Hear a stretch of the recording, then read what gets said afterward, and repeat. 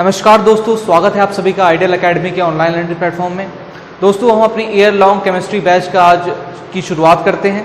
Class 11th के chapter number 1 some basic concepts of chemistry से की हम शुरुआत करते हैं, जो कि फिजिकल केमिस्ट्री का चैप्टर है। तो आइए शुरू करते हैं। तो इसमें सबसे पहले इंट्रोडक्शन करते हैं और इंट्रोडक्शन में बात करते हैं केमिस्ट्री की। तो केमिस्ट्री क्या है? केमिस्ट्री के डेफिनेशन की अगर मैं बात करूं तो पॉलिंग ने केमिस्ट्री को कैसे डिफाइन किया है। पॉलिंग ने कहा कि chemistry is the science of substances, of their structure, properties and transformation. Basically chemistry को हमने 4 पार्ट्स में डिवाइड किया है और 4 पार्ट्स मेनली होते भी हैं इसके। पहला पार्ट होता है organic, second one is inorganic,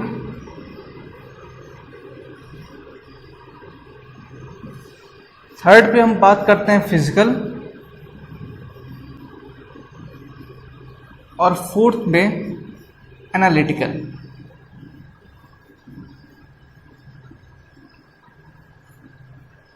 organic chemistry में दोस्तों हम लोग बेसिकली बात करते हैं हाइड्रोकार्बन्स की स्टडी करते हैं। हाइड्रोकार्बन्स एंड इट्स डेरिवेटिव्स की हम स्टडी करते हैं।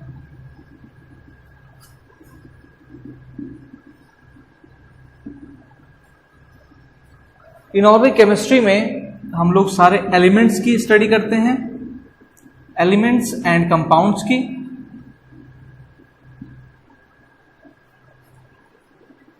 और इसमें लेकिन हम नेग्लेक्ट कर देते हैं, एक्सेप्ट कर देते हैं हमारे हाइड्रोकार्बन्स और उनके डेरिवेटिव्स को। फिजिकल केमिस्ट्री में हम बात करते हैं फिजिकल प्रॉपर्टीज की, फिजिकल प्रॉपर्टीज ऑफ सब्सटेंसेस की,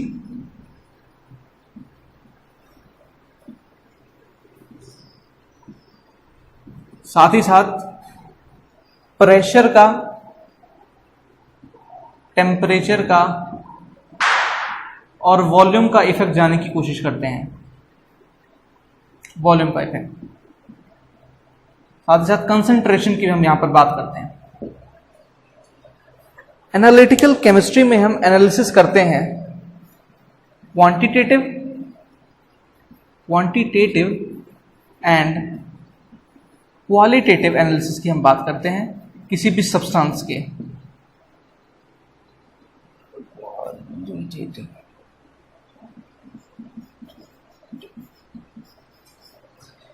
इसके अलावा भी केमिस्ट्री की वैसे तो बहुत सारी ब्रांचेस हैं।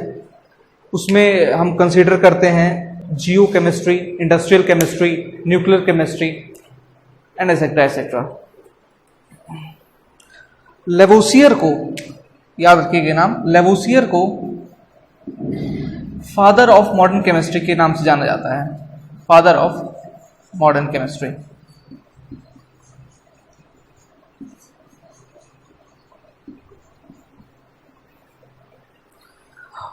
आइए अपनी चर्चा को आगे बढ़ाते हैं।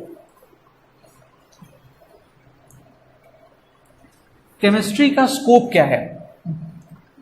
केमिस्ट्री का स्कोप की अगर हम बात करेंगे तो केमिस्ट्री आज के दिनों में बहुत सारे मॉडर्न प्रॉब्लम्स को सॉल्व करने के लिए उपयोगी है। मॉडर्न प्रॉब्लम्स की अगर हम बात करें, चाहे वो पॉल्यूशन का हो, चाहे वो पॉपुलेशन एक्सप्लोजन का हो,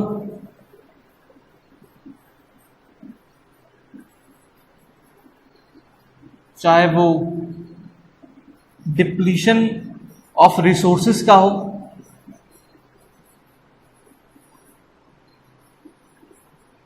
इन सारी समस्याओं के समाधान के लिए केमिस्ट्री उपयोगी है। अब हम बात करते हैं, अपनी बात को आगे बढ़ाते हैं, बात करते हैं मैटर की और एनर्जी की। Matter and energy. मैटर की डेफिनेशन की अगर हम बात करें, matter is something which has mass and occupies space. Anything which has anything which has mass and occupies space is known as matter.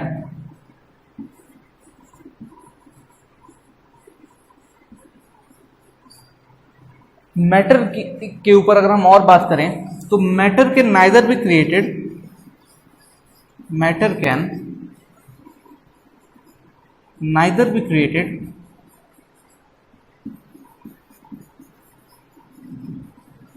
nor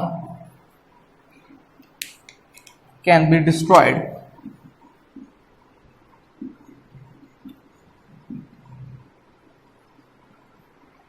अगर एग्जाम्पल्स की हम बात करें मैटर की, मैटर का एग्जाम्पल क्या है, तो anything which is present in our universe is an example of matter. Anything present in our universe.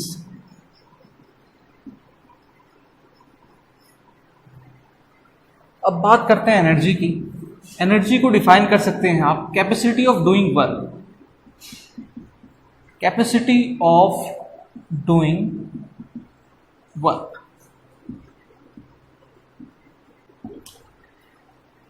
Energy के ऊपर अगर हम और बात करें तो आइंस्टाइन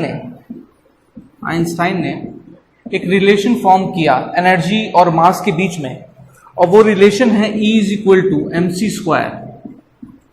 यहां m जो है मास है बॉडी का, mass of object, E energy है, और c जो है वो वेलोसिटी ऑफ लाइट है, वेलोसिटी ऑफ लाइट. इसकी value 3 into 10⁸ metre second inverse होती है. एनर्जी के साथ भी सेम केस है जैसा कि मैटर के साथ है. Energy also can neither be created not destroyed but change its form from one form to another. Energy can neither be created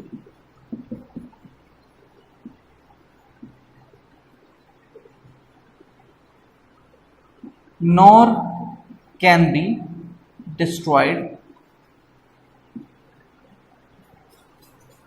nor can be destroyed.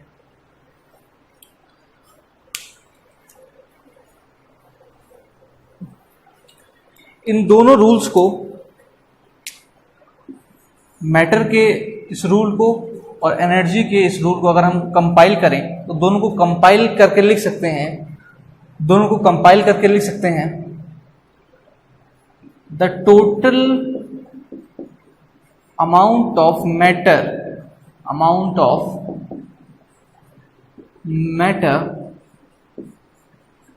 And energy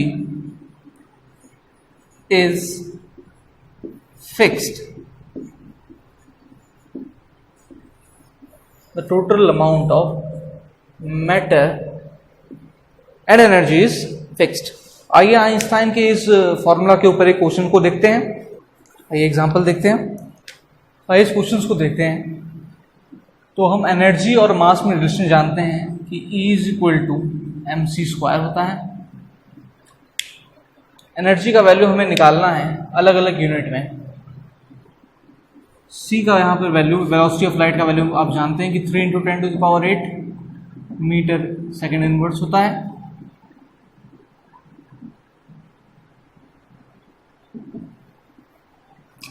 यहाँ से energy निकालेंगे तो इसको हम लिख सकते हैं 10⁻³ into 3 into 10⁸ is equal to 3 into 10⁵ joules. Joules, erg और कैलोरीज में क्या रिलेशन होता है मैं आपको बता देता हूँ. 1 joule is equal to 10⁷ ergs is equal to 0.24 calories. इस रिलेशन का यूज करके आप जूल को अर्ग में और फिर उसी को कैलोरीज में भी चेंज कर सकते हैं. यहाँ पर दोस्तों, यहाँ पर c का स्क्वायर होगा, यहाँ पर मिस्टेक हो गई है, ये हो जाएगा आपका 13 और ये हो जाएगा 9। रिलेशन इसका इस्तेमाल करते हुए आप इसको कन्वर्ट कर सकते हैं। आगे हम बात करते हैं वेट की। वेट और मास में थोड़ा सा कंफ्यूजन रहता है। वेट और मास में डिफरेंस क्या है? वेट का मतलब होता है कि वो फोर्स जिससे ग्रेविटी आपको अर्थ की तरफ अपनी तरफ खींचती है, यानी कि weight is equal to mass into gravity. W मतलब वेट है, M है मास ऑफ ऑब्जेक्ट और G है acceleration due to gravity.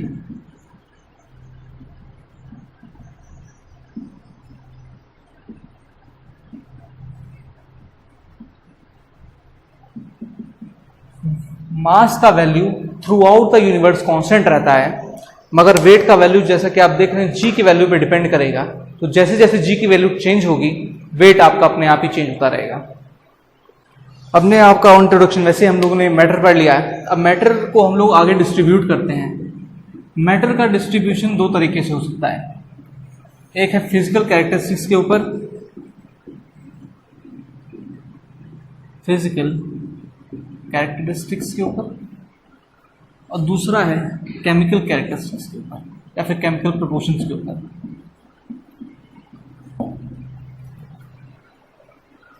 Physical characteristics के ऊपर उसको हम डिफरेंशिएट करेंगे तो वो सॉलिड, लिक्विड और गैस को फॉर्म करेगा। अपनी चर्चा को आगे बढ़ाते हैं। फिजिकल कैरेक्टरिस्टिक्स के ऊपर हम तीनों की बात करते हैं। सॉलिड, लिक्विड और गैसेस की प्रॉपर्टी के बारे में बात करते हैं।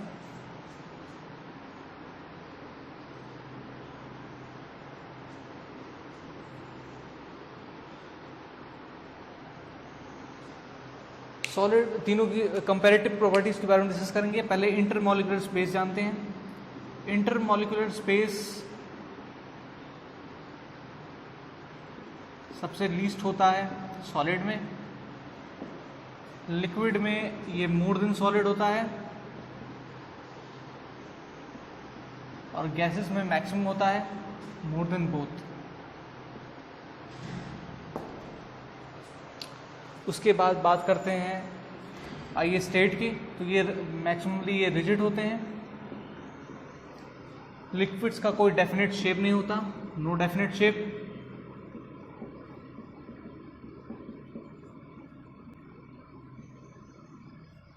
और गैसेस का भी कोई डेफिनेट शेप नहीं होता, नो डेफिनेट शेप। एनर्जी की बात करते हैं तो सॉलिड की एनर्जी मिनिमम होती है, मिनिमम। लिक्विड में एनर्जी मोर देन सॉलिड होती है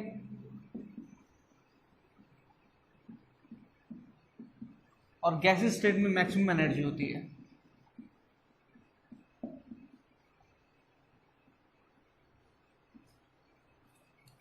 इसके अलावा टेम्परेचर एंड प्रेशर को इंक्रीज करने पर, अगर हम इंक्रीज करें तो सॉलिड के वॉल्यूम में कोई इफेक्ट नहीं आता, नो इफेक्ट। लिक्विड का वॉल्यूम इससे इफेक्टेड होता है। प्रेशर और टेम्परेचर बढ़ाने पे, प्रेशर बढ़ाने पे वॉल्यूम घटता है और टेम्परेचर बढ़ाने पे वॉल्यूम बढ़ता है लिक्विड के केस में। और गैसेस के केस में भी सेम चीज होती है। प्रेशर और टेम्परेचर बढ़ाने पर वॉल्यूम में चेंज आता है। इसके अलावा गैसेस और लिक्विड एक स्पेशल प्रॉपर्टी ऑल्सो शो करते हैं, इसको फ्लूइडिटी कहते हैं। फ्लूइडिटी का मतलब यह है कि वो इजीली, उनके मॉलिक्यूल के बीच में इंटरमॉलिक्यूलर स्पेस ज़्यादा होता है, इंटरमॉलिक्यूलर अट्रैक्टिव फोर्सेस कम होते हैं, इसलिए वो इजीली फ्लो कर सकते हैं। इंटरकनेक्टिविटी जानने की कोशिश करेंगे तीनों स्टेट्स के बीच में। पहले in terms of energy, in terms of energy ये सॉलिड है, then liquid, then gases. Solid को अगर हम एनर्जी देंगे तो वो लिक्विड स्टेट में चेंज हो जाएगा, लिक्विड को हम एनर्जी देंगे तो वो गैसेस स्टेट में चेंज हो जाएगा, गैसेस से जब एनर्जी हम वापस ले लेंगे तो वो वापस से लिक्विड स्टेट में चेंज हो जाएगा, और लिक्विड से हम वापस एनर्जी ले लेंगे तो वो सॉलिड स्टेट में चेंज हो जाएगा। इसके अलावा एक इंटरकनेक्टिविटी और है तीनों के बीच में,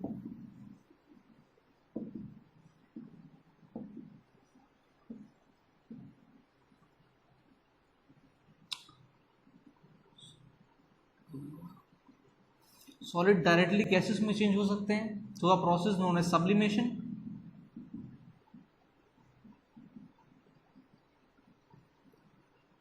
गैसेस भी डायरेक्टली सॉलिड में चेंज हो सकते हैं by a process known as solidification.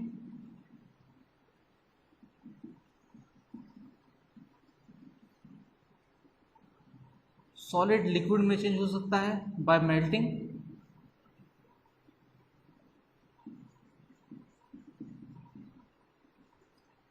Liquid direct liquid change हो सकता है गैसेस में by process known as vaporisation.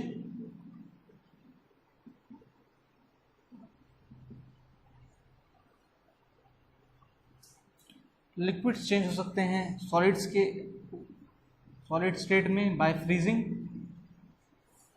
और गैस चेंज हो सकता है लिक्विड में बाय कंडेंसेशन।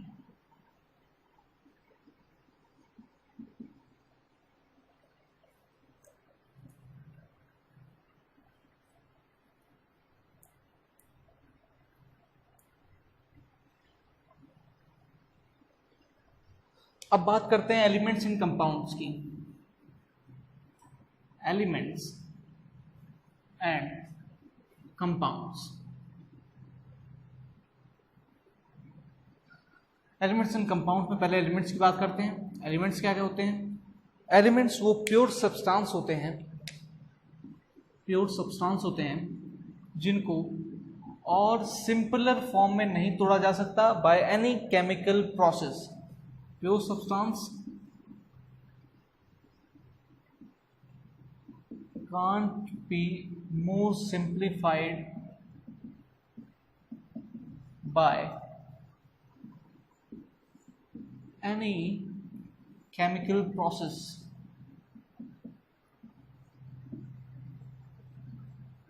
एलिमेंट्स पर अगर हम और बात करें तो एलिमेंट्स पर चर्चा करने के लिए हमारे पास तीन तरह की चीजें हैं। एक है मेटल्स, एक है नॉन मेटल्स, और एक है मेटलॉइड्स।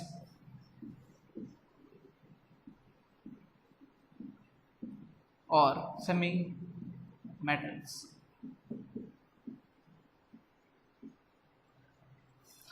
तीनों पर कंपैरेटिवली चर्चा करते हैं। आइए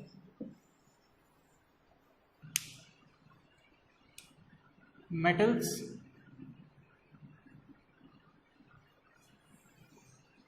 नॉन मेटल्स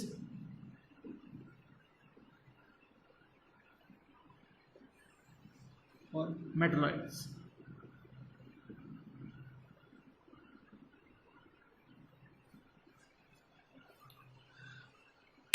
मेटल्स की प्रॉपर्टी के बारे में बात करते हैं तो ये जनरली सॉलिड स्टेट में पाए जाते हैं,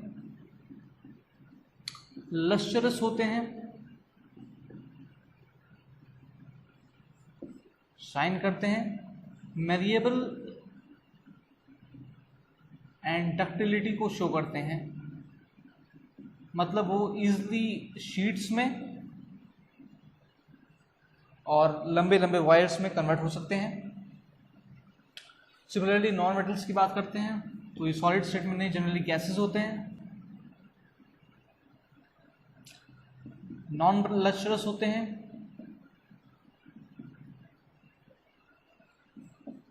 और मेरिएबल और डक्टाइल भी नहीं होते हैं।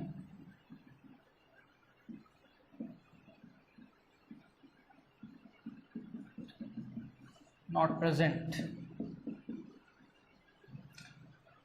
एग्जाम्पल की बात करें तो इसमें सारे मेटल्स, एग्जाम्पल में आयरन,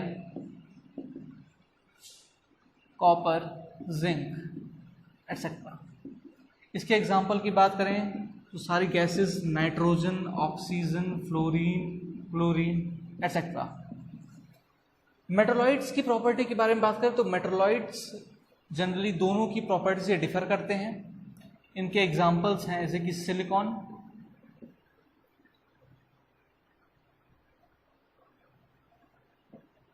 जर्मेनियम, कुछ साइंटिस्ट बोरोन को भी कंसीडर करते हैं मेटलॉइड्स में।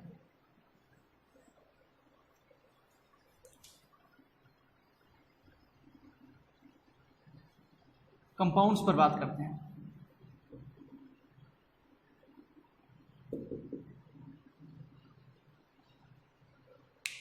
Compounds are generally formed by a chemical combination of two or more elements in a fixed proportion. Compounds are formed by combination of elements,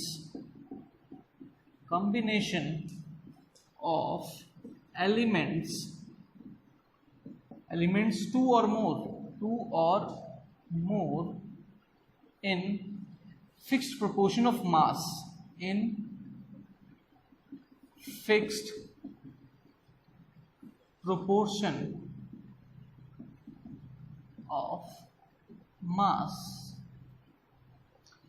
अगर हम compound H2O को consider करें तो इसमें हाइड्रोजन का कंसंट्रेशन अराउंड 11.2% है और ऑक्सीजन का कंपोजिशन अराउंड 88.8% है। बाय मास रेशियो देखेंगे तो वो 8:1 का है।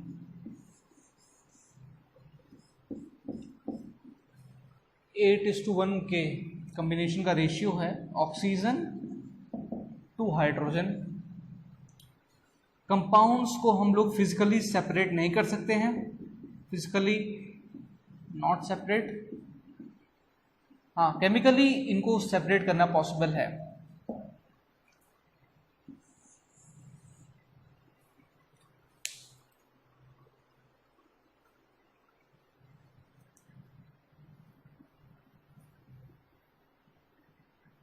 कंपाउंड जनरली दो तरीके के होते हैं, organic compounds and inorganic compounds. Organic compounds and inorganic compounds.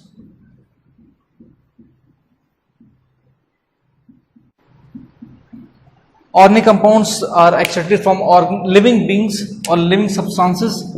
Living substances से इनका एक्सट्रैक्शन होता है। इनमें जनरली हाइड्रोकार्बन्स और उनके डेरिवेटिव्स की हम बात करते हैं, and it's derivatives.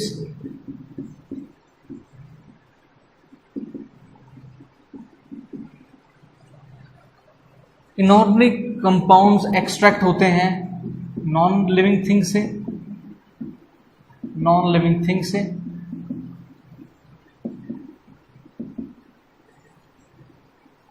Generally extract होते हैं रॉक्स या फिर मिनरल से।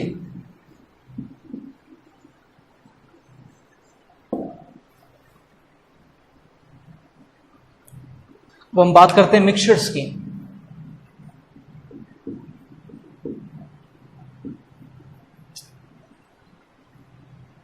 Mixtures are formed by combination of two elements or two compounds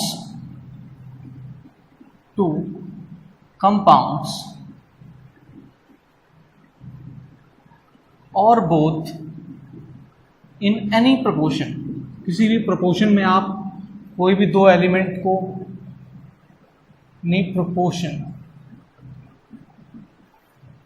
किसी भी प्रोपोर्शन में आप दो एलिमेंट्स को या दो कंपाउंड्स का या फिर दोनों को मिक्स कर देंगे तो वो मिक्सचर फॉर्म हो जाएगा। मिक्सचर दो तरह के होते हैं,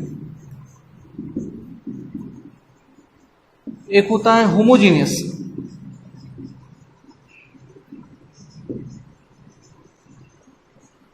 और एक होता है हेटेरोजीनियस।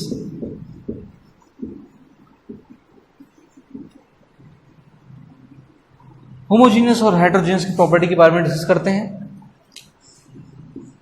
ये आइसोट्रोपिक होते हैं, आइसोट्रोपिक इन नेचर। इसका मतलब ये हुआ कि ये सिंगल फेज शो करते हैं।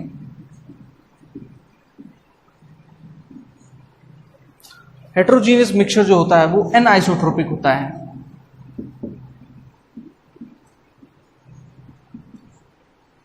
एन आइसोट्रोपिक इन नेचर, इसका मतलब वो सिंगल फेज में नहीं होता।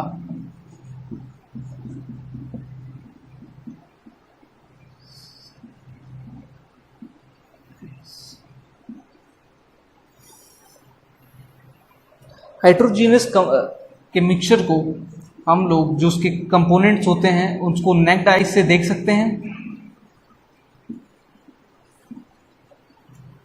होमोजीनियस मिक्सचर में जो कि सिंगल फेज होता है उसको नेक्ड आइज से देखना पॉसिबल नहीं है, not seen by naked eyes. Example लेते हैं तो इसका एग्जाम्पल NaCl का सॉल्यूशन होगा वाटर में, या फिर शुगर का सॉल्यूशन हो गया वाटर में। इसके एग्जाम्पल को कंसीडर करेंगे तो उसका एग्जाम्पल हो सकता है सल्फर प्लस सैंड, या फिर आयरन फिलिंग्स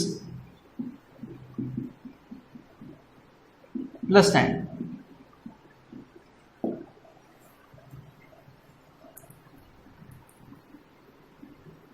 आगे हम बात करते हैं सेपरेशन ऑफ मिक्सचर की, किस तरह से हम दो मिक्सचर को कैसे सेपरेट करें by physical by physical properties. और उनकी दो फिजिकल प्रॉपर्टीज अलग अलग हैं। प्रॉपर्टीज तो उनको कैसे हम सेपरेट कर सकते हैं, इसके अंदर टोटल हम 5 प्रोसेस पर डिस्कशन करेंगे। पहला डिस्कशन करेंगे हम फिल्ट्रेशन के ऊपर। फिल्ट्रेशन का एग्जांपल आप कंसीडर करें कि एक मिक्सचर है सैंड का और वाटर का, इसको आपको सेपरेट करना है। जाहिर सी बात है एक इनसॉल्युबल है दूसरी चीज में, तो इसको अलग करने के लिए आप फिल्टर पेपर इस्तेमाल करेंगे। फिल्टर पेपर का यूज करते हुए वाटर को अलग कर लेंगे सैंड से, और सैंड को फिर ड्राई अप कर लेंगे और ये दोनों अलग हो जाएंगे। अगला प्रोसेस है सेपरेशन का सब्लिमेशन। सब्लिमेशन प्रोसेस तब इस्तेमाल करते हैं जब एक जो आपका मिक्सचर का कंपोनेंट हो वो इजीली सब्लिमाइज हो जाए हायर टेम्परेचर के ऊपर। जैसे कि नेप्थलीन बॉल्स को अगर आपको अलग करना होगा किसी चीज से, नेप्थलीन बॉल्स प्लस सैंड है मान लीजिए, तो naphthalene balls directly solid to gas form में चेंज हो जाती है। आप एक डेफिनेट आप उसको हीट प्रोवाइड करेंगे, नेप्थलीन बॉल्स डायरेक्टली कन्वर्ट हो जाएंगे वेपर फेज में, जिसको आप कंडेंस करके वापस से कन्वर्ट कर देंगे ओरिजिनल फॉर्म में, और वो सैंड से आराम से अलग हो जाएगा। थर्ड प्रोसेस होता है डिस्टिलेशन। डिस्टिलेशन में हम लोग क्या करते हैं, वेपराइजेशन प्लस कंडेंसेशन। इसका मतलब ये हुआ कि अगर मान लीजिए आपके पास दो लिक्विड है, दोनों के मेल्टिंग पॉइंट्स अलग अलग हैं और आपको दोनों को सेपरेट करना है, तो पहले वाले जिसका मेल्टिंग पॉइंट कम है उसके मेल्टिंग पॉइंट तक आप उसको हीट करें, वो कन्वर्ट हो जाएगा वेपर फेज में। उस वेपर को आप फिर कंडेंस करके अलग कर सकते हैं। सिमिलरली अगर दो या दो से ज्यादा लिक्विड्स का भी वो मिक्सचर है, तो इसी प्रकार से डिस्टिलेशन प्रोसेस का इस्तेमाल करते हुए आप उन्हें अलग कर सकते हैं। आगे बात करते हैं मैग्नेटिक सेपरेशन की। मैग्नेटिक सेपरेशन, मैग्नेटिक सेपरेशन की टेक्निक का इस्तेमाल आप तब करेंगे जब आपका मिक्सचर के अंदर जो एक कंपोनेंट होगा वो मैग्नेटिक प्रॉपर्टीज को शो कर रहा होगा। जैसे कि आयरन फिलिंग्स और सैंड का मिक्सचर हो, आयरन फिलिंग्स और सैंड का मिक्सचर हो तो आप इजीली वहाँ से मैग्नेट को मूव कर देंगे तो आयरन फिलिंग्स अलग हो जाएंगी सैंड से। लास्ट प्रोसेस जो होता है वो होता है सॉल्वेंट एक्सट्रैक्शन का। सॉल्वेंट एक्सट्रैक्शन का जो प्रोसेस होता है वो जनरली टू इमिसिबल लिक्विड्स को अलग करने के लिए किया जाता है।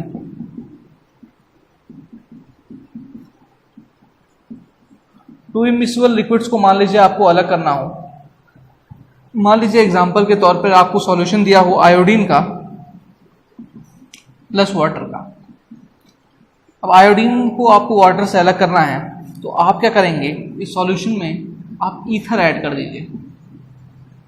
जब आप ईथर इसमें ऐड करेंगे तो एक डार्क ब्राउन कलर की एक लेयर सेपरेट अपर पोर्शन में दिखाई देगी आपको। एक अपर डार्क ब्राउन कलर की लेयर फॉर्म होगी जो उसमें आपका ईथर प्लस आयोडीन होगा, और जो नीचे लेयर होगी वो वाटर की होगी। अब बाय सिंपल फिल्ट्रेशन आप वाटर को अलग कर सकते हैं।